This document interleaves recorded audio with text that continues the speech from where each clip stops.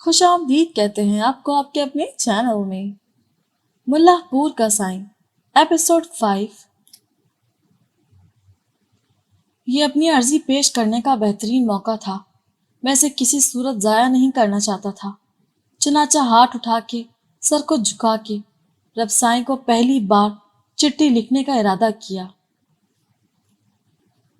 مولا سائیں، آج پہلی بار تیرے حضور اپنی عرضی بھیج رہا ہوں۔ تو پاک ہے، لجپال ہے، گناہ گاروں خطا کاروں سب کا رب ہے۔ مانا کہ مولوی نذیر سے تیرے تعلقات زیادہ اچھے ہیں، مگر میں بھی تیرا ہی بندہ ہوں۔ مسجد تیرا گھر ہے، منبر تیرے خلیفے کا تخت ہے، اس تخت پہ مولوی نذیر بیٹھا ہے تو کہیں مولوی بشیر ایک مجھ گناہ گار کی پیٹھ پر تعزیانے برساتا ہے تو دوسرا ثواب کی بشارت دیتا ہے۔ ایک خدا، ایک نبی، ایک قرآن ہوتے ہوئے اتنا فرق ان دو مولویوں میں تو روز قیامت تک فیصلہ نہ ہوگا۔ لیکن میرا کیا ہوگا؟ مجھ بدحال پر رحم کر۔ تو جانتا ہے میں کس مشکل کا شکار ہوں، دکھ کے کس طوفان کا مجھے سامنا ہے۔ مجھے صحیح سلامت کنارے پر لے آ میرے مولا، کسی تنکے کا ہی آسرا پیدا کر دے۔ کیا کروں، کہاں جاؤں؟ بجز تیرے کوئی مددگار نہیں، کوئی محرم راز نہیں جس کے سامنے دل کا بوجھ ہلکا کر دوں۔ دیوانوں کی طرح گلیوں میں گھوم پھر کر لوگوں سے کیسے پوچھوں کہ میری بیوی کہاں چلی گئی؟ اپنا ہی تماشا بنے گا۔ لوگوں کے ٹھٹے سے مجھے بچا میرے مولا، تو بہت رحیم و کریم ہے۔ دعا کے بعد طبیعت کچھ ہلکی ہوئی، فیصلہ کیا کہ عالیہ دنیا کے کسی کونے میں بھی ہو، ایک بار اسے ضرور ڈھونڈ لاؤں گا۔ انہی سوچوں میں ڈوبا خود سے باتیں کرتا ایک بار پھر اپنے گھر کے دروازے پر جا کھڑا ہوا۔ گھڑی بھر یہاں لاچار کھڑا رہا، پھر اچانک نظر چٹکی پر پڑی۔ دل خوشی سے دھڑکا، تالا کھل چکا تھا۔ میرے منہ سے بے ساختہ نکلا، واہ سلو، تو سچ میں سائیں بن گیا، رب نے تیری فریاد سن لی۔ میں نے جلدی سے ہڑکا کھولا اور دیوانوں کی طرح گھر میں گھس گیا۔ صحن میں آ کے زور سے آواز دی، علی کہاں ہو علی؟ میری آواز سن کر وہ کمرے سے باہر نکلی۔ اس کا چہرہ کسی کملائے ہوئے پھول کی طرح لٹک رہا تھا، نیمو آنکھوں میں اجنبیت کے سائے تھے۔ اس نے کچھ دیر مجھے دیکھا، جیسے پہچاننے کی کوشش کر رہی ہو، پھر خاموشی سے واپس کمرے میں چلی گئی۔ میں اس کے پیچھے پیچھے چلا آیا اور ہانپتے ہوئے پوچھا، تو کہاں چلی گئی تھی علی؟ تالا کیوں لگایا؟ کیوں پریشان کیا مجھے؟ کہاں تھی تو؟ اس نے نیم ہونٹوں سے کچھ کہنے کی کوشش کی، پھر پھوٹ پھوٹ کر رو دی۔ میں خاموش بیٹھا اسے دیکھتا رہا۔ جب اچھی طرح سے دل کی بھڑاس نکال چکی تو بولی، اڈے پہ گئی تھی میں، پنڈ کی بس پکڑنے، چابی دے آئی ہوں تجھے۔ مجھے ماپو کے گھر جانا ہے سلو، اب تیرے ساتھ نہیں رہنا مجھے۔ پورے پنڈ کو معلوم ہے کہ تو میرا سائیں نہیں رہا، تو نے دھوکہ دیا مجھے، میرے ماں پیو کو دھوکہ دیا۔ پنڈ کی مائیاں کہتی ہیں تو طلاقن ہے، اپنے سائیں کو بھی گناہگار کر رہی ہے۔ امام صاحب کی بیوی بھی یہی کہتی ہے۔ اس سے تو اچھا تھا مجھے مار دیتا تو اپنے ہاتھوں سے، سکون سے قبر میں جا کے تو پڑ جاتی۔ میں اس کے قریب بیٹھ گیا، پھر بڑی ملائمت سے کہا، مت رو علی، میں دنیا کے سب دکھ سہ سکتا ہوں لیکن تیرے آنسو نہیں۔ جھوٹ بولتے ہیں لوگ، ہمارے بیچ کوئی طلاق نہیں ہوئی، کوئی ثبوت، کوئی کاغذ، کوئی سند، اسٹامپ، کچھ نہیں۔ ہاں، ساتھ رہنے کا ثبوت موجود ہے، ہمارا نکاح نامہ، مولوی مشیر کا فتویٰ بھی موجود ہے، بہت بڑے عالم کا فتویٰ ہے، پکی مہر لگی ہے اس پر۔ لکھا ہے اس میں کہ ہمارے بیچ صرف ایک طلاق واقع ہوئی ہے اور وہ بے یقینی سے مجھے دیکھتی ہوئی بولی، فتویٰ ہے تیرے پاس تو دکھانا امام صاحب کو، کیوں چھپاتا ہے؟ امام صاحب کی بیوی سکینہ آئی تھی، کہہ رہی تھی کہ تو فتویٰ لے کر آیا ہے، اور جن کا فتویٰ لے کر آیا ہے وہ تو سگی دادی اور نانی سے نکاح کا بھی فتویٰ دیتے ہیں۔ میں کچھ دیر سر جھکایا سوچتا رہا، پھر کہا، جھوٹ بولتے ہیں لوگ، آج تک کبھی کسی نے اپنی نانی یا دادی سے نکاح کیا؟ سب باتیں بنا رکھی ہیں ان لوگوں نے، ایک دوسرے کو نیچا دکھانے کے لیے۔ تجھے بسانے کے لیے جو شرط مولوی نذیر نے رکھی تھی وہ سناؤ تو تیرے ہوش اڑ جائیں۔ مجبوراً لایا ہوں میں فتویٰ، تو رو مت، جب تک میں زندہ ہوں کوئی ہم کو جدا نہیں کر سکتا۔ میری باتوں سے وقتی ڈھارس تو ملی، لیکن بے یقینی کا بخار نہ اتر سکا۔ کچھ ہی دیر بعد جب وہ چولہانے میں میرے لیے چائے بنا رہی تھی، میں پیڑا گھسیٹتے ہوئے اس کے قریب ہوا اور کہا، آج رب نے میری فریاد سن لیا علی، یہ تالا جو تو نے آج لگایا تھا کسی کا پیو بھی نہ کھول سکتا۔ وہ دیگچی میں پوا ہلاتے ہوئے بولی، ایک بار اس گھر کو تالا بج گیا نا، قیامت تک نہیں کھلے گا، تو امام صاحب سے بات کر، وہ راضی ہوئے تو ٹھیک، ورنہ یاد رکھ، بے حیا بن کے مجھے بھی نہیں رہنا تیرے ساتھ۔ میرے گلے میں ایک بار پھر گرا سی پڑنے لگی۔ اگلے روز عشاء کی اذان کے بعد وہ طوفان آ ہی گیا جس کا خطرہ تھا۔ پنڈ کے چوکیدار نے اطلاع دی کہ نماز کے بعد مجھے پڑھے جرگہ کے سامنے پیش ہونا ہوگا۔ مولوی نذیر کی قیادت میں ایک پوری عدالت میرے خلاف بیٹھ چکی تھی، ایک ایسا جرگہ جس کا فیصلہ ازل سے ہی میرے خلاف لکھا جا چکا تھا۔ نماز ہو چکی تو مجھے مسجد کے حجرے میں بلایا گیا۔ حجرے میں مولوی نذیر کے علاوہ نمبردار اللہ یار، سرو سرگانا، بالو آرائیں، مہر خورشید اور گاما چوکیدار میرے منتظر تھے۔ میں سلام کر کے خاموشی سے بیٹھ گیا۔ مولوی نذیر نے کسی سیشن جج کی طرح میرے خلاف دفعات پڑھ کر سنائیں۔ بھائیوں، بات یہ ہے کہ یہ بندہ نام جس کا صلاح الدین ہے مسجد کے کوارٹر میں رہتا ہے، اسلامک کیسٹ ہاؤس پر بیٹھا ہے۔ آپ سب اسے اچھی طرح جانتے ہو۔ آج کل یہ بندہ پورے پنڈ کا دین ایمان بگاڑنے پر تلا ہے۔ اس نے پہلے ووٹی کو طلاق دی، پھر مجھ سے مسئلہ دریافت کیا تو ہو گیا پہلا گناہ۔ دوجی چول اس نے یہ ماری کہ مجھ سے طلاق کی تصدیق کروا کے پورا مسئلہ پوچھ سمجھ کے متعلقہ کو گھر لے آیا۔ اسے کہتے ہیں رستہ پوچھ کے کھڈے میں گرنا۔ تیسرا گناہ، اپنے مسلک کے فتوے کو چھوڑ کر دوسروں کے پنڈ گیا اور ایک غلط فتویٰ لے کر آ گیا۔ چوتھا گناہ، اب اسی متعلقہ کو گھر میں بٹھا کے نہ صرف شرع کا مذاق اڑا رہا ہے بلکہ زنا بالرضا کا مرتکب بھی ہو رہا ہے۔ میں سر جھکائے خاموشی سے سنتا رہا۔ مولوی نذیر نے اپنی بات جاری رکھتے ہوئے کہا، اب ڈٹائی ویکھو اس شخص کی۔ میں نے اسے خوف خدا دلانے سمجھانے کی کوشش کی تو بجائے شرمندہ ہونے کے کہنے لگا، ووٹی تو اب واپس نہیں جائے گی مولوی صاحب، مطلب چوری اور سینہ زوری۔ اب سارا دن اس عورت کے ساتھ کبھی ادھر مٹک رہا ہے کبھی ادھر جا رہا ہے۔ کوئی حیا نہیں، کوئی خوف خدا نہیں۔ یا تو آپ لوگ اس بندے کو سمجھاؤ یا پھر میں ہی مسیحت چھوڑ کے چلا جاتا ہوں۔ جب شرع کی کوئی عزت ہی نہیں تو امامت کس کام کی؟ بند کرو یہ مسیحتیں، تالے لگاؤ مدرسوں کو۔ نمبردار صاحب نے کہا، ایک منٹ مولوی صاحب، کیوں بھی سلو، کیا مسئلہ ہے؟ یار اچھے خاصے عزت دار بندے ہو، مسجد کے کوارٹر میں رہتے ہو، اسلامی کیسٹیں قاعدے سے پارے بیچتے ہو، اپنا نہیں تو ہماری عزت کا کچھ خیال کر لو۔ ہم دھیوں بہنوں والے لوگ ہیں یار۔ میں کچھ کہنے ہی لگا تھا کہ مولوی نذیر نے تاریخ کے اوراق پلٹنا شروع کر دیے۔ مسیحت کے سامنے مسواکیں بیچتا تھا یہ بندہ، میں نے اسے اسلامی کیسٹ ہاؤس پہ بٹھایا، یہ ووٹی لے کے پنڈ آیا۔ سگے چاچا نے آگ کر دیا، سر چھپانے کی جگہ نہ تھی، مسجد کے کوارٹر میں جگہ دی اسے، اور اب یہ فتوے دکھاتا ہے مجھے، وہ بھی دوسرے مولویوں کے۔ بتاؤ، رہنا کسی کے پنڈ میں، فتوے کسی کے، ہے کوئی بات کرن والی؟ میں نے کہا، سب سے پہلے میں آپ ہی کے پاس آیا تھا مولوی صاحب، آپ نے کون سا رستہ دکھایا مجھے؟ حلالے کا؟ وہ بولے، تو اور کون سا رستہ دکھاتا؟ اللہ کا قرآن کہتا ہے جب تک متعلقہ دوجا نکاح نہیں کرے گی طلاق دیے والے مرد کے لیے حلال نہیں ہو سکتی۔ اب لوگ اسے حلالہ کہتے ہیں تو میں کیا کروں؟ اس پر سرگانے نے مفت مشورہ دیا، اپنا ارشاد شاہ صاحب حلالہ کرتے ہیں نا، 32 چکوالے۔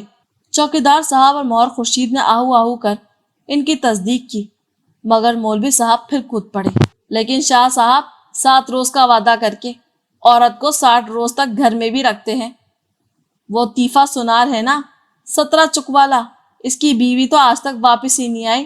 اس پر بھالو گجر نے دفاع کیا، جنرل ضیاء صاحب بھی 3 مہینے کے لیے آئے تھے، 77 سے سن 86 آ گیا ہے، حال تک بیٹھے ہیں، جیسا حاکم ویسی عوام۔ میں نے تڑپ کر کہا، نہیں کرانا مجھے حلالہ ولانا، میں عالیہ کا نام کسی اور کے ساتھ نہیں سننا چاہتا، اس لیے اپنے مسلک کا پگڑ اتار کے مولوی بشیر کے پاس گیا تھا، کوٹا والا۔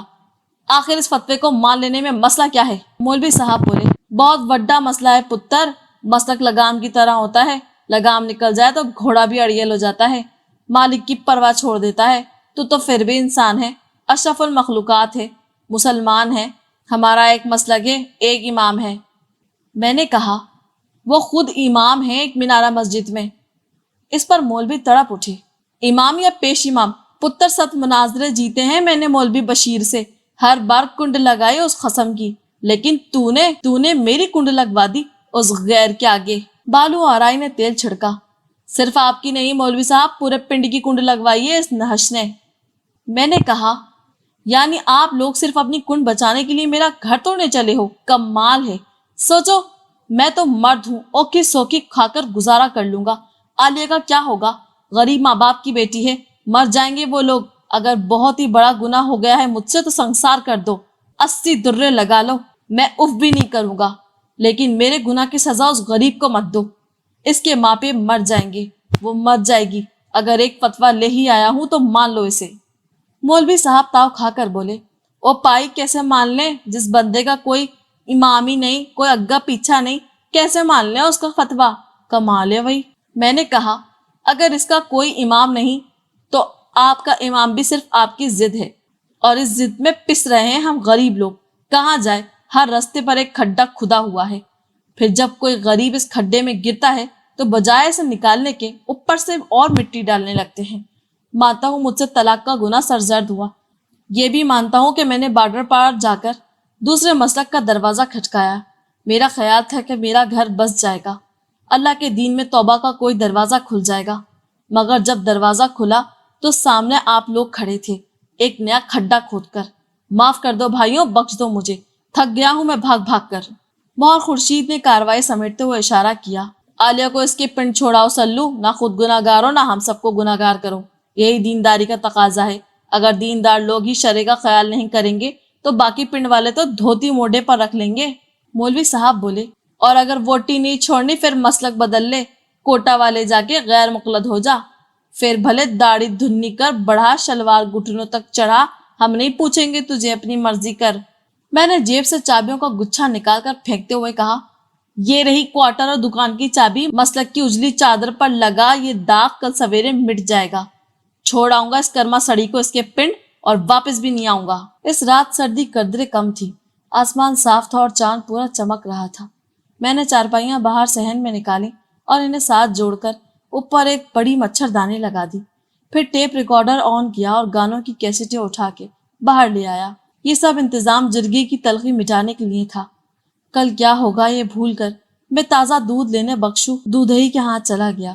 دودھ لے کر واپس آیا تو عالیہ مچھردانی اتار رہی تھی۔ میں نے کہا، یہ کیا کر رہی ہو عالی، مچھر تنگ کریں گے۔ اس نے اپنی چارپائی مجھ سے دور گھسیٹ لی اور بولی، آج سے ہم الگ الگ سوئیں گے سلو، جب تک امام صاحب اجازت نہ دیں گے ہم الگ الگ ہی سوئیں گے۔ میں نے ایک ٹھنڈی سانس لے کر چارپائی پر جا گرا اور آسمان کے تارے گننے لگا، پھر ٹیپ ریکارڈر اٹھا کر اپنے سینے پر رکھا اور اس کے بٹنوں سے کھیلنے لگا۔ ہم دونوں الگ الگ چارپائیوں پر لیٹے اپنی اپنی سوچ کے دھاروں میں بہہ جا رہے تھے۔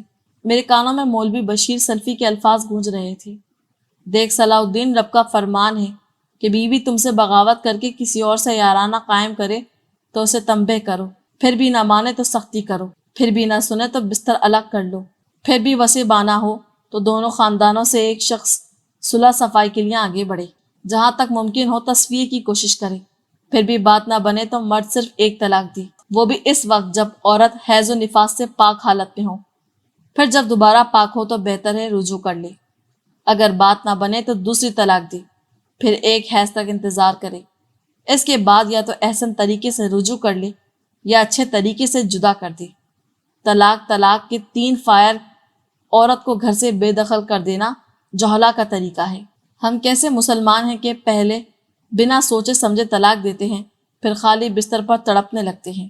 عالیہ کے ساتھ گزارے ہوئے خوبصورت لمحات ایک فلم کی صورت میں میرے دماغ کی اسکرین پر چلنے لگے۔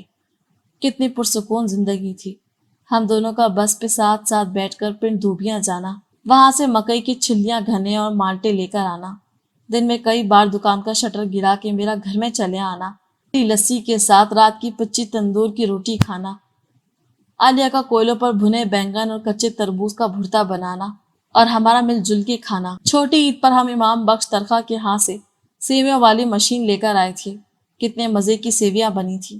روئی کے سیزن میں عالیہ نے مہر محمد کے ہاں کپاس کی چنائی کی تھی، 20 روپے کی پھٹی بیچ کر وہ کتنی خوش تھی۔ اس روز رات تک وہ ان پیسوں کو خرچ کرنے کے منصوبے بناتی رہی۔ جس روز میں سوکھی لکڑیاں کاٹ کے سائیوں والے کیکر پر چڑھا تھا، وہ نیچے کھڑی کتنا ڈر رہی تھی۔ میں اسے مزید ڈرانے کے لیے ٹہنے کو زور زور سے ہلا رہا تھا۔ اس وقت ہمارا بیاہ نیا نیا تھا، کتنی حسین خوشیاں تھیں، کتنی مختصر خوشیاں تھیں۔ میں نے ٹیپ کا بٹن دبایا تو نور جہاں کی پرسوز آواز ماحول کی خاموشی کو درد سے بھرنے لگی۔ بے بسوں پہ یہ ستم خوب زمانے نے کیا، کھیل کھیلا تھا محبت کا، ادھورا ہی رہا۔ جو جو رات ڈھل رہی تھی، ہجر کا خوف دماغ کو نئے منصوبوں پر قائل کر رہا تھا۔ ضمیر کی آنکھ بچا کے دل و دماغ نے ارادوں کے تانے بانے بن رہا تھا۔ مدفون امیدوں کی قبر کشائی کر کے ان میں نئے آسروں کی روح پھونکی جا رہی تھی۔ جس حکیم نے یہ ٹوٹا جوڑ باندھا تھا، اسی سے شفا کی کوئی امید رکھی جا سکتی تھی۔ میں بے تابی سے صبح صادق کا انتظار کرنے لگا۔ سورج نے کنی نکالی تو میں دوسری مسلی کے ہاں چلا گیا، اسے ریڑھی کے معاملات طے کیے۔ گھر واپس آیا تو چائے پراٹھوں کی مہک سے آنگن دہک رہا تھا۔ عالیہ سوکھی لکڑیاں توڑ موڑ کے چولہانے میں ڈال رہی تھی۔ سفید دھوئیں میں چھلکتا اس کا ستا ہوا چہرہ رات بھر کے جگراتے کی گواہی دے رہا تھا۔ میرے پیالے میں چائے اونڈلتے ہوئے وہ بولی، تو آج جائے گا نا مولوی صاحب کے پاس؟ کیا پتہ مان ہی جائیں۔ میں نے چائے کی تلخی زبان پر محسوس کرتے ہوئے کہا، مولوی صاحب تو قیامت تک نہیں مانیں گے۔ کل ان کی طرف سے پکی نہ ہو گئی ہے، بلکہ پورے پنڈ کی طرف سے نہ ہو گئی ہے۔ ملا پور کے خدا کوٹا والے خداؤں کا فتویٰ ماننے سے انکاری ہیں۔ ان کا فیصلہ ہے کہ سورج نکلتے ہی ہم ایک دوسرے سے جدا ہو جائیں، لیکن تو فکر نہ کر، ہم ہوں گے نہیں۔ وہ کچھ دیر حیرت و تعصب سے مجھے دیکھتی رہی، پھر بولی، سب کچھ معلوم ہونے کے باوجود تو گناہ کو تیار بیٹھا ہے۔ خدا کا خوف کر، کیوں رب سائی کی ناراضگی مول لیتا ہے؟ اس کی بارگاہ کا راستہ بند ہو گیا تو کدھر جائیں گے ہم؟ میں نے کہا، تیرا کیا خیال ہے؟ اس کی بارگاہ میں جانے کا صرف ایک ہی راستہ ہے، وہی جس پہ مولوی نذیر کھڑا ہے۔ نہیں علی، اور بھی ہیں رستے۔ ہر رستے پر ایک مولوی کھڑا ہے تاکہ بندے کو اس کی بارگاہ تک چھوڑ آئے۔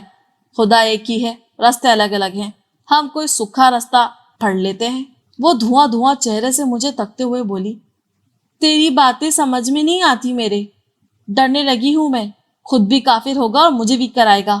میں نے کہا، میں بھی ڈرنے لگا ہوں علی، کہیں تیری محبت پہ پاگل ہو کے سائیں نہ بن جاؤں۔ جب کوئی سائیں بن جاتا ہے نا تو اس کے دل سے عورت کی محبت مٹ جاتی ہے، وہ سچے محبوب کا عاشق بن جاتا ہے۔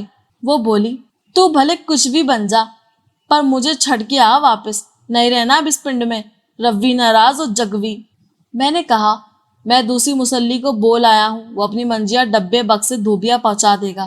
میں آج ہی کوٹا والا جاؤں گا مولوی بشیر سے ملنے، اسے کہوں گا کہ فتویٰ دیا ہے تو اب گھر بھی بسا کے دے، کوئی کاروبار دلا دے، کیسٹوں والی دکان ہی کھول کے دے دے۔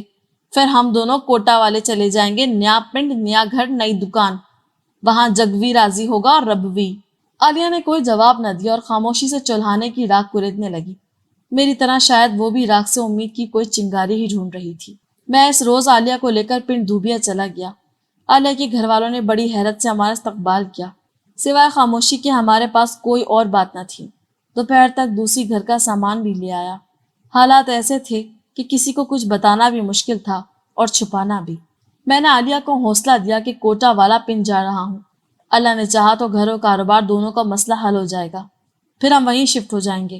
تو نے کسی کو کچھ نہیں بتانا، انشاءاللہ شام تک خوشخبری سناؤں گا تجھے۔ میں نے اڈے پر جا کر ماموں کا انجن کی بس پکڑی اور 2 گھنٹے بعد کوٹا والا جا اترا۔ پنڈ میں کوئی جاننے والا تو تھا نہیں، سیدھا ایک منارہ مسجد جا پہنچا۔ گیٹ پر بھاری بھرکم تالا لٹک رہا تھا۔ میں نے جسیت سے اندر جھانکنے کی کوشش کی تو پیچھے سے آواز آئی، پائی، استنجا خانہ دوسری طرف ہے۔ میں فوراً پلٹا اور مسجد کے پیچھے سے ہوتا ہوا بازار کی طرف نکل گیا۔ اکا دکا دکانیں کھلی تھیں، گلیوں میں آوارہ گردی کے سوا کوئی چارہ نہ تھا۔ ظہر کی نماز سے پہلے مسجد کھلنے کے امکانات صفر تھے اور نماز میں بھی 3 گھنٹے باقی تھے۔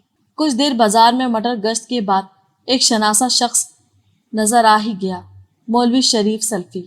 کمالیہ کے ایک مناظر میں سے ملاقات ہوئی تھی۔ شریف بڑے اتفاق سے ملا، دکان سے اٹھ کر مجھ سے بغل گیر ہوا اور چائے وغیرہ کا آرڈر دیا۔ بازار میں اس کی اسلامی کیسٹوں اور کتابوں کی دکان تھی، ساتھ میں ٹوپی، تسبیح، اجوا، کلونجی، شہد، سرما اور عطر بھی سجا رکھا تھا۔ کافی بڑی دکان تھی۔ شریف بڑا ہی گپ شپ باز مولوی تھا۔ کچھ دیر ادھر ادھر کی ہانکنے کے بعد کہنے لگا، خیر تو ہے، آج سویرے سویرے مطبل کوٹا والے میں کیا کر رہا ہے تو؟ میں نے دکان کے سامنے کرسی پر ڈھیر ہوتے ہوئے کہا، فضیلت الشیخ جناب بشیر سلفی مجھ ضلع سے ملنے آیا تھا، مسیحتی بندے تمہاری۔ خیریت؟ کوئی ریکارڈنگ ہے؟ ٹیپ کیسٹ کدھر ہے تیری؟ میں نے ٹھنڈی سانس دیتے ہوئے کہا، بس یار مقدر کی کیسٹ ہی الجھ گئی ہے اپنی، گھر اجاڑ کے بیٹھا ہوں، رب ہی کوئی آسرا کرے۔ وہ معنی خیز نظروں سے مجھے گھورتے ہوئے بولا، خیر ہے؟ مطلب کوئی طلاق شلاق کا کیس تو نہیں ہے؟ میں نے کہا، ہاں یار طلاق کا ہی کیس ہے، لیکن کیس بگڑ گیا ہے، کچھ میرے پنڈ کے مولوی نے بگاڑا، کچھ تیرے پنڈ کے مولوی نے، اب نہ ادھر کا ہوں نہ ادھر کا۔ وہ میرے پاس بیٹھتے ہوئے بولا، بات کیا ہے، صاف صاف بتا۔ میں نے چائے کی پیالی رکھتے ہوئے کہا۔ غصے اور غلط فہمی میں طلاق دے بیٹھا ہوں اپنی ووٹی کو۔ ہفتہ پہلے شیخ بشیر صاحب سے فتویٰ لے کر گیا تھا کہ صرف ایک طلاق باقی ہوئی ہے۔ امید تھی گھر بس جائے گا، لیکن ابھی تک در بدر پھرتا ہوں۔ وہ آنکھ مارتے ہوئے بولا، مطلب لڑکی والے نہیں مار رہے یا لڑکے والے؟ میں نے کہا، پنڈ کا مولوی نہیں مان رہا، باقی تو سارا جگ راضی ہے۔ وہ ایک کہکہا لگا کے بولا، ایک لطیفہ ہے کہ جنگل میں گیدڑ کو اخبار کا ٹکڑا مل گیا۔ اس نے تمام گیدڑوں میں جا کر اعلان کیا کہ مبارک ہو سجنوں، آج سے ہمیں پنڈ میں داخلے کا پرمٹ مل گیا ہے، میرے پیچھے پیچھے قطار بنا کر چلے آؤ۔ تو جناب گیدڑوں کا غول اس کے پیچھے چل پڑا۔ اب جو گاؤں کے قریب ہوئے تو لوگوں نے اٹھا لیے سوٹے، یہ ویک کے گیدڑ واپس بھاگا۔ سجنوں نے کہا، استاد بھاگتا کیوں ہے؟ پرمٹ دکھانا۔ کہنے لگا، بے وقوفوں، یہ سب انگوٹھا چھاپ ہیں، ان پڑھ جاہل ہیں، مطبل پڑھا لکھا تو ان میں کوئی ہے نہیں، کس کو دکھاؤں پرمٹ؟ تیرے ساتھ بھی وہی ہوئی ہے گیدڑ والی، مطبل جاہل کیا جانے شیخ بشیر کے فتووں کو۔ خیر تو فکر نہ کر، میرے پاس مسئلہ 3 طلاق پر مستند کتابیں موجود ہیں، گارنٹی دیتا ہوں، اللہ قسم ایسے ایسے دلائل ہیں کہ تیرے مولوی کی ماں ہی مر جائے گی۔ میں نے کہا، ویک شریف، مجھے مولوی کی ماں نہیں مارنی، میں تو پہلے ہی پنڈ سے بھاگ چکا ہوں، اب گیدڑ کا ہو یا شیر، مجھ میں اس مولوی کا مقابلہ کرنے کی ہمت نہیں۔ وہ بولا، ہمت نہیں تو پھر کرا لے حلالہ، کر دے اپنے مولوی کی چاپ پوری۔ او ویر، جب تک کلمہ حق کے لیے باطل کے سامنے کھڑے نہیں ہوں گے نا، یوں ہی خوار ہوتے رہو گے۔ اچھا اگر تو خود نہیں بول سکتا نا، شیخ بشیر سلفی کو لے جا، مناظرہ کرا لے اپنی مولوی سے، مطبل کیسٹ بھی ریکارڈ ہو جائے گی اور تیرے مولوی کا ریکارڈ بھی بچ جائے گا۔ میں نے کہا، 10 سال ہو گئے مناظروں کی ریکارڈنگ کرتے ہوئے، آج تک میں نے کسی مولوی کی ریکارڈنگ بجتے نہیں دیکھی۔ ہارے گا تو ریکارڈنگ بجے گا نا، ریکارڈ تو ہمارا بجتا ہے جیسا میرا بج رہا ہے۔ او بھائی، تو جلتی پہ تیل نہ ڈال، میرا گھر بسنے دے، میں سلفی مسلک اختیار کرنا چاہتا ہوں، اسی لیے آیا ہوں مولوی بشیر کے پاس۔ اس کے چہرے پر چمک بیدار ہوئی، وہ کرسی سے اٹھ کر میرے گلے لگ گیا اور کافی دیر تک میری پیٹھ تھپ تھپاتا رہا، پھر چھوٹے کو آواز دی اور پیسے پکڑا کے کہا، شوکی، اور سامنے جیت کی دکان سے پاؤ جلیبی اور دیسی ون اب پھڑ کے لے آ۔ میں نے کہا، کیوں گلا خراب کرتا ہے بھائی، رہنے دے، پوری بات تو سن لے میری۔ وہ میرے کندھے پر ہاتھ رکھ کے بولا، کبڑے کو لت وجی اور اس کا کب نکل گیا، ماشاءاللہ، سینے میں ٹھنڈ ڈال دی یار تو نے، رب کا شکر ادا کر جس نے تجھے ہدایت بخشی۔ میں نے کہا، بس شکر ہے اس ذات کا، اب اگر کوٹا والا میں ایک چھوٹا سا گھر اور دکان مل جائے تو پوری عمر شکر گزار رہوں گا مولوی صاحب کا۔ وہ کرسی پر بیٹھتے ہوئے بولا، پیسے کتنے ہیں تیرے پاس؟ میں کچھ دیر چپ سادے انگلیوں کے پٹاخے نکالتا رہا، پھر کہا، فی الحال تو جیب میں 7.5 روپے کرایہ ہے واپسی کا۔ اس نے ایک زوردار قہقہا لگایا اور بولا، او ویر، میں پوچھ رہا ہوں کہ کاروبار کے لیے کتنا پیسہ ہے؟ مطلب جب تو نے گاؤں چھوڑ دیا تو جائیداد تو بچی ہی ہوگی، 4-5 لاکھ کا بندوبست کر، میں دلا دیتا ہوں گھر بھی کاروبار بھی۔ میں نے کہا، گاؤں میں تو کوئی گھر نہ تھا میرا، مسجد کے کوارٹر میں رہتا تھا، دکان بھی مسجد کی ہی تھی، اگر شیخ بشیر کوئی مد سیوا دلوا دیں تو۔ وہ میری بات کاٹ کے بولا، شیخ بشیر نے کون سی اسٹیٹ ایجنسی کھول رکھی ہے؟ وہ تو خود مسجد کے کوارٹر میں رہتے ہیں، مسجد کی ایک ہی دکان میں پنسار کی ہٹی کھول رکھی ہے، کچھ مل سکتا ہے تجھے، گھر کہاں دیں گے وہ؟ او ویر، ہر مہینے 8-10 کیسٹیں آتی ہیں ان کے پاس طلاق ثلاثہ کے، طلاقوں پہ گھر ملنے لگے نا تو پورا پاکستان ووٹی کو طلاقیں دے کے کوٹا والا آ کے بیٹھ جائے، مطبل پھر کوٹا والا تو نہ ہوا، طلاقاں والا ہو گیا۔ اس کے چہرے سے دکانداروں والی مسکراہٹ غائب ہو گئی اور اجنبیت در کر آئی، گویا میں خواہ مخواہ اس کی دکان پر آ بیٹھا ہوں۔ اس نے چھوٹے کو آواز دی، شوکی، رہن دے جلیبی، ایویں بھائی کا گلا خراب ہوگا۔ اس کے بعد وہ دکان میں آنے والے ایک گاہک کی طرف متوجہ ہو گیا اور میں انگلیوں کے پٹاخے نکالتا رہ گیا۔ سورج کافی چڑھ آیا تھا، بازار میں رش بڑھنے لگا، پھل سبزیوں والے اپنے اپنے پتھاروں پر پانی چھڑکنے لگے، بچوں کی اسکول سے چھٹی کا وقت ہو چلا تھا، بازار میں ان کی کلکاریاں گونجنے لگیں، پکوڑے سموسے چاٹ والے ہاہاکار مچانے لگے، مولوی شریف اپنے گاہک کو گھیرنے کے لیے شہد اور کلونجی کے فضائل سنا رہا تھا۔ میں کرسی پر ٹیک لگائے اونگنے لگا، ایک منارہ مسجد سے اللہ اکبر کی صدا گونجی تو میں کسی روزے دار کی طرح تڑپ اٹھا۔ مولوی شریف گدی پر بیٹھا اونگ رہا تھا، میں نے اسے جھنجھوڑ کے جگایا، آنکھیں ملتے ہوئے اس نے دستی گھڑی دیکھی اور اٹھ کر دکان کا شٹر گرانے لگا۔ مسجد قریب ہونے کی وجہ سے کم سن زون کی تیکھی آواز کانوں کے پردے چیر رہی تھی۔ مذاہب کے بیچ ضد اور رد کی جنگ۔ ایک ہتھیار یہ بھی تھا کہ فرقہ مخالفہ کے کھانستے ہوئے بزرگ مؤذنوں کا مقابلہ کم سن مؤذنوں سے کرایا جاتا تھا۔ ہم وضو کر کے مسجد کے کھلے صحن میں پہنچے۔ خاطر خواہ نمازی جمع تھے۔ مصلی امامت پر مولوی بشیر سلفی جلوہ افروز تھے۔ دیکھ کر طبیعت بحال ہوئی کہ جوتے کو تنکے کا سہارا بھی بہت ہوتا ہے۔ جماعت کھڑی ہوئی تو کندھوں سے کندھے اور پاؤں سے پاؤں جڑ گئے۔ خوش قسمتی سے درمیانے صف کے عین بیچ جگہ میسر آئی۔ میں جو حالات کے دباؤ سے پہلے ہی پسا ہوا تھا، صالحین کے دو طرفہ دباؤ سے مزید پس کر عین الف ہو گیا۔ طویل قیام، لمبے رکوع، دراز سجدوں اور فیاض جلسوں سے ہوتی ہوئی طویل نماز جانے کب جا کر تمام ہوئی۔ سلام کے بعد نمازی آہستہ آہستہ اٹھ کر جانے لگے۔ دعا کے انتظار میں انگلیوں کے پٹاخے نکال رہا تھا کہ مولوی شریف سر پر آن کھڑا ہوا۔ چل بدعت چھوڑ اور امام صاحب کے قریب ہو۔ مسجد میں دو چار ہی نمازی رہ گئے تھے۔ ایک بچے نے حقہ نما مائک امام صاحب کے سامنے آن دھرا۔ میں صف پر تقریباً گھسیٹتا ہوا قریب ہوا۔ ہم سے پہلے ایک شخص بکری کا مسئلہ پوچھ رہا تھا۔ اس کے ہاں جڑواں میمنوں کی پیدائش ہوئی تھی۔ مسئلہ یہ تھا کہ ایک میمنہ مخنث یعنی ہجڑا معلوم ہوتا ہے، نہ بکری ہے نہ بکرا۔ اسے حلال کر کے گوشت صدقہ کیا جائے یا بیچ کر رقم مسجد کو دے دی جائے۔ امام صاحب نے مائک سیدھا کیا۔ فلک بوس مینار کے سروں پر نصب جہازی سائز اسپیکر کھڑکھڑا اٹھے۔ مقصود تھا کہ گاؤں کا ہر باشندہ مسئلے سے آگاہ ہو جائے۔ فرمایا، جانور میں جنس کا تعین نہ ہو سکنا عیب شرعی ہے اور عیب شدہ جانور کی قربانی جائز نہیں۔ صدقے میں بھی احتمال ہے کہ جو چیز اللہ کی بارگاہ میں پیش کی جائے نقص سے آزاد ہو۔ بیچنے کا ارادہ ہو تو ایوب و صفات مشتری سے کھل کر بیان کی جائیں کہ لا علمی میں قربانی یا صدقہ نہ کر بیٹھے۔ میں جو بڑی دیر سے صبر کیے بیٹھا تھا بلا وجہ بول اٹھا، کیوں نہ اس بکرے کو ناچنا سکھا کر سرکس والوں کو بیچ دیا جائے؟ انسانوں کے ساتھ بھی تو ہم یہی کرتے ہیں نا۔ سائل اور مسئول دونوں نے مجھے چونک کر دیکھا۔ مولوی بشیر نے اسپیکر بند کرتے ہوئے کہا، تو کون ہے بھائی؟ میں نے کہا، انسانوں کی بستی کا عیب شدہ جانور، نہ قربانی کے لائق ہوں نہ صدقے کے۔ آپ کے پاس آیا ہوں کسی کشتے کی تلاش میں۔ اس سے پہلے کہ کوئی کھلواڑ ہوتا مولوی شریف کھسک کر آگے ہوئے، مجھے خاموش رہنے کا اشارہ کیا اور گویا ہوئے۔ یہ صلاح الدین ہے امام صاحب، ملا پور سے آیا ہے بیچارہ، عورت کو طلاق دے بیٹھا ہے۔ آپ سے فتویٰ لے کر گیا تھا، اب اس کے پنڈ والے نہیں مان رہے۔ اچھا، مولوی بشیر نے مجھے پہچانتے ہوئے کہا، ظاہر ہے پنڈ والے کیسے مانیں گے، اور منوانے کی ضرورت بھی کیا ہے، چپ کر کے بی بی کے ساتھ رہ لے، یہاں کیا لینے آیا ہے؟ مولوی شریف بولا، یہ سلفی مسلک اپنانا چاہتا ہے، اللہ نے ہدایت دے دی ہے۔ فرمانے لگے، اچھا، ماشاء اللہ بھائی، سبحان اللہ، ہدایت تو رب کی طرف سے ہے، البتہ کوئی حادثہ بھی ہدایت کا بہانہ بن ہی جاتا ہے، مبارک ہو۔ میں نے کہا، خیر مبارک، اس حادثے نے سچ میں میری زندگی بدل دی ہے۔ آپ کے مبارک ہاتھ پہ سلفی مسلک قبول کرنا چاہتا ہوں، داڑھی بھی بڑھانے کا ارادہ ہے، اور انشاءاللہ کل سے پاجامہ بھی کٹوا دوں گا، بس یہاں اس پنڈ میں ٹھکانہ اور کاروبار مل جائے بس۔ انہوں نے پہلے میری طرف دیکھا، پھر مولوی شریف کی طرف، پھر بولے، کون سے کاروبار کرتے ہو؟ میں کچھ کہنے ہی لگا تھا کہ شریف بول پڑا، ملا پور والی مسجد مارکیٹ میں کیسٹوں کی دکان پر کام کرتا تھا، مسجد کے کوارٹر میں ہی رہتا تھا، وہاں کے مولوی نے آپ کا فتویٰ دیکھ کر بے دخل کر دیا ہے، اب مارا پھرتا ہے۔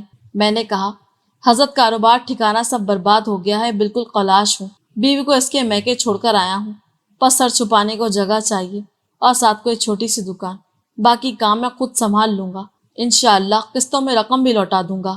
وہ داڑھی پر ہاتھ پھیرتے ہوئے بولے، دیکھو بیٹا جی، ہم تو خود مسجد کے کوارٹر میں رہتے ہیں اور مسجد کی ایک دکان میں پنسار کی ہٹی چلاتے ہیں، ایسا کوئی وعدہ ہم نہیں کر سکتے، ویسے بھی مذہب کے بدلے کاروبار یا گھر دلانا غلط بات ہے، اور تو جانتا ہے۔ میں نے تڑپ کر کہا، تو کیا سچے مذہب میں ایک بے آسرے کو چھت دینے کا کوئی رواج نہیں، ایک غریب کو حلال روزگار دلانے کا کوئی وسیلہ نہیں؟ نہیں صلاح الدین بیٹے، یہ بات نہیں ہے، میرا مطلب یہ ہے کہ بیٹھے بٹھائے گھر و کاروبار کون دیتا ہے، دے ہی نہ دے، سچے دین میں داخلے کے لیے شرائط نہیں رکھی جاتی، انعامی ٹوکن تو جعلی کمپنیاں دیتی ہیں نا۔ بہرحال تو پریشان نہ ہو، جلد یا بدیر اللہ کوئی راستہ ضرور نکال دے گا، اس کی رحمت سے مایوس مت ہو۔ اس کے بعد وہ ادھر ادھر دیکھتے ہوئے بولے، یہ اقبال سلفی کدھر چلا گیا، ذرا بلانا اس کو۔ ایک چھوٹا سا لڑکا جو صحن میں کود رہا تھا مسجد کے اندر بھاگ گیا، کچھ ہی دیر بعد لوٹا تو ایک لمبے ترنگے مولوی کو لے آیا۔ امام صاحب نے کہا، اقبال یہ نوجوان اللہ کے فضل سے سلفی مسلک قبول کرنا چاہتا ہے، اسے مولانا سیالکوٹی کے صلوات الرسول اور مولانا چنیوٹی کے حاشیے والے تفسیر کا ایک سیٹ دے دو۔ اس کے علاوہ مسئلہ طلاق پر جو میں نے کتابچے لکھے ہیں وہ میرے خطبہ جمعہ کی 4-5 کیسٹیں بھی نکال کر لانا۔ اقبال آرڈر لے کر مسجد کے کتب خانے کی طرف بھاگا۔ میں نے مایوسی سے کہا، تو اب میرے لیے کیا حکم ہے؟ وہ جھٹ بولے، واپس اپنے پنڈ جاؤ، حق سچ کی تبلیغ کرو۔ دیکھو دین میں تکلیفیں تو آتی ہی رہتی ہیں، یہی ایمان کی جانچ ہے، ان تکلیفوں کا مقابلہ کرو، حق پہ ڈٹ جاؤ۔ میں نے کہا، گاؤں سے تو بے دخل کیا جا چکا، دھوبیا پنڈ میں پڑا ہوا۔ وہ بولے، اچھا وہ شبیر شاہ والا پنڈ؟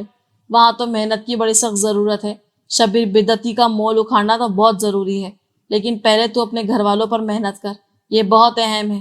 تیرا ایمان دیکھ کر ان کا دل ضرور پگھلے گا۔ یہ دھن دولت مال دنیا، اس کی کوئی حیثیت نہیں بیٹا، سب دھوکے کا مال ہے۔ اصل چیز ہدایت ہے جو رب کی طرف سے ہے۔ چراغ جل اٹھے تو اندھیرا خود بخود بھاگ اٹھتے ہیں۔ کیا پتا تیری وجہ سے ایک دن ملا پور بھی سلفی پور بن جائے۔ میں کتاب اور کیسٹوں کی ایک بھاری گٹری سر پر اٹھائے کوٹا والا اڈا پہ کھڑا تھا۔ بس کا دور دور تک نام و نشان نہ تھا۔ مولوی بشیر نے میرا بوجھ کیا اٹھانا تھا، الٹا اپنا بوجھ میرے سر پر آن دھرا۔ اس وقت یہی بوجھ مجھے ہلکان کیے ہوئے تھا۔ اس کے مسلک کا ایجنٹ بن کر اب مجھے پنڈ پنڈ پھرنا تھا۔ یقیناً یہ بھڑوں کے چھتے میں بار بار پتھر پھینکنے والی بات تھی۔ استاد نے بدلے میں کوئی رعایت بھی نہ دی تھی، نہ کوئی تنخواہ مقرر ہوئی، نہ کمیشن۔ ہاں، مرنے کے بعد محل اور حور کا وعدہ ضرور تھا۔ میں اڈے پہ کھڑا سوچ رہا تھا کہ جو شخص دنیا میں گھر نہ دلا سکا، میری کھوئی ہوئی بیوی نہ لوٹا سکا، اس سے موت کے بعد محل اور حور کی امید رکھنا رزق والی بات ہے۔ اس بار نہ تو مولوی صاحب نے چائے پانی کا پوچھا، نہ ہی اڈے تک چھوڑنے آئے۔ انہیں کسی جلسے میں جانے کی جلدی تھی، یا شاید وہ ہچکچا رہے تھے کہ ڈوبتے کو انگلی پکڑائی تو ہاتھ پکڑ لے گا۔ اگرچہ میرا اس کے لیے مستقبل بوجھ بننے کا کوئی ارادہ نہ تھا، مگر خطرہ مول لینے کو وہ بھی تیار نہ تھے۔ رہا مولوی شریف، وہ تو پہلے ہی طویلے کی بلا مولوی بشیر کے سر ڈال کر جان چھڑا چکا تھا۔ چائے البتہ اس نے ضرور پلائی تھی۔ میں بھی اپنی پریشانیوں میں الجھا یہ بھول گیا تھا کہ سوائے چائے کی پیالی کے صبح سے اندر کچھ نہیں گیا۔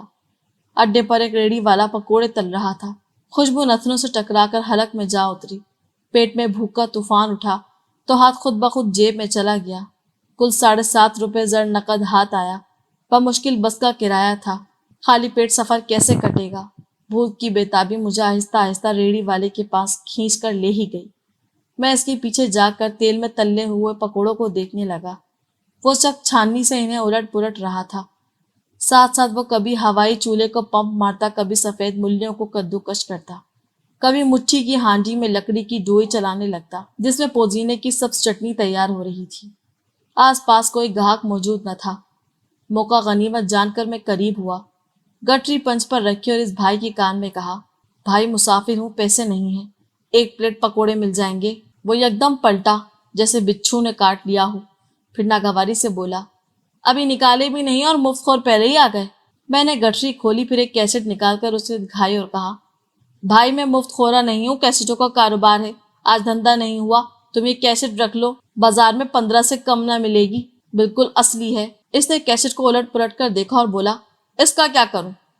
میں نے کہا، اس میں مولوی صاحب کی تقریر ہے، سنو گے تو ثواب پاؤ گے۔ وہ لاپرواہی سے بولا، کسی ٹیپ والے کو دو، میرے پاس تو ریڈیو ہے۔ میں نے کہا، اچھا چلو تم کسی ٹیپ والے کو بیچ دینا، 10 روپے تک نکل آ ہی جائیں گے، مجھے بس ایک پکوڑے کی پلیٹ دے دو، چٹنی ذرا کم ڈالنا۔ وہ کیسٹ ہاتھ میں پکڑے سوچ بچار کرنے لگا۔ اس کی مذہبی غیرت جگانے کے واسطے بولا، دیکھو بھائی، سوچو مت، مولانا صاحب کا بیان ہے، دین ایمان کا مسئلہ ہے، ٹھکراؤ گے تو گناہ ہوگا۔ یہ خفیہ سودا شاید کسی انجام تک پہنچ ہی جاتا، لیکن اچانک ایک مولوی پکوڑوں کی ساندھ لیے سر پر آن کھڑا ہوا۔ ذرا مجھے دکھانا حضرت، کون سے مولانا کا بیان ہے؟ پکوڑے والے نے جھٹ کیسٹ اس مولوی کو تھما دی۔ کیسٹ دیکھ کر اس کے چہرے کا رنگ کچھ متغیر ہوا اور وہ بولا، کہاں سے ملی تمہیں یہ کیسٹ؟ میں نے کہا، دکان ہے اپنی، اسلامک کیسٹیں بیچتا ہوں، اور بھی ہیں میرے پاس، چاہیے ہیں آپ کو؟ وہ ناک سکوڑ کے بولا، قیمت کیا ہے اس کی؟ میں نے کہا، بس پکوڑے کھلا دیجیے 1 پلیٹ۔ وہ تاؤ کھا کے بولا، انتہائی شرم کی بات ہے، شیخ بشیر سلفی کا بیان جو ایک مینارہ مسجد سے فی سبیل اللہ ملتا ہے، بیچتے پھرتے ہو تم پکوڑوں کے عوض، وہ بھی کوٹا والا کے اڈے پہ؟ میں نے کہا، آرام سے بھائی، یہ میرا اس ریڑھی والے کا معاملہ ہے، تم کیوں بیچ میں ٹانگ اڑاتے ہو؟ وہ تیش میں آ کے بولا، شیخ کے شاگردوں کو پتہ چل جائے تو چوک میں جوتے مارے تجھے، معلوم ہے تمہیں کیا رتبہ ہے شیخ کا اور کیا قدر ہے اس کیسٹ کی، جاہل متعلق۔ میں نے کہا، حضرت جو कैसेट एक गरीब का पेट ना भर सके, जिसके एवज 2 पकोड़े ना आ सके, क्या कदर होगी इसका मूड खराब हुआ तो वो तंदी से बोला, किस मसलक से हो? मैंने कहा, भूखा हूं और मसलक मेरा पकोड़ा है, और आपका? वो हाथ नीचा करके बोला, मैं बिद्दतियों के मुंह नहीं लगता, और तुम तो शक्ल से ही जासूस लगते हो। मैंने कहा, सच कहा, मैं जासूस हूँ, दिल्ली से आया हूँ कोटा वाले पे बम गिराने। बरजानीफ ने भेजा है मुझे, जो बब्रिक कारमिल के साथ मिलकर तुम्हारे पिंड पे कब्जा करना चाहता है। इस पर वो तिलमिला उठा, पकोड़ों वाली छाननी तेल से निकालते हुए बोला, दफा होते हो या खोलूं सर लाइन का? मैंने बेचने को पीछे हटाकर थोड़ा परे जाकर कहा, सुनो, ये धन दौलत माल दुनिया समोसा पकोड़ा चटनी पुदीना सब धोखा है, पानी दुनिया पे क्या इतराना, असल चीज तो हिदायत है, इसकी फिक्र करो। वो बोला, ये तुम क्या कह रहे हो, जिसका कोई अपना दीन ईमान नहीं? मैंने कहा, मैं नहीं कह रहा, मौलवी बशीर साहब ने फरमाया है इस कैसेट में, मेरे पास धन नहीं तो पकोड़ों को तरसता हूँ, तुम्हारे पास हिदायत है मगर भूखे को खिलाने से आजिज हो। हम दोनों कंगले हैं भाई, कंगला कंगले से क्या लड़ेगा?